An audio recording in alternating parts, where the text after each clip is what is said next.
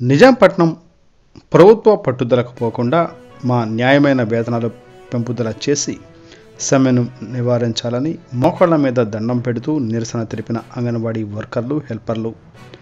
నిన్న జరిగిన చర్చలు విఫలమైన అనంతరం 33వ రోజు సమ్మెను కొనసాగిస్తూ మోకాళ్ల మీద దండం పెడుతూ సమస్యలు పరిష్కారం చేయాలని ప్రభుత్వాన్ని వేడుకోవడం జరిగింది. ఈ కార్యక్రమంలో anganwadi workers and helpers union Nizampatnam మండల నాయకులు ఉషా మాట్లాడుతూ ప్రభుత్వం సానుకూలంగా ఉన్నామంటూనే చర్చలకు పిలవడం, సమస్యలు పరిష్కారం చేయకుండా సమ్మె విరమించండి అని ఒత్తిడి చేయడం ద్వారా ఈ ప్రభుత్వం మీద అంగన్వాడీలకు ఉన్న నమ్మకం పోతుందని, ఇప్పటికైనా ప్రభుత్వం మా సమస్యలు పరిష్కారం చేయాలని డిమాండ్ చేశారు.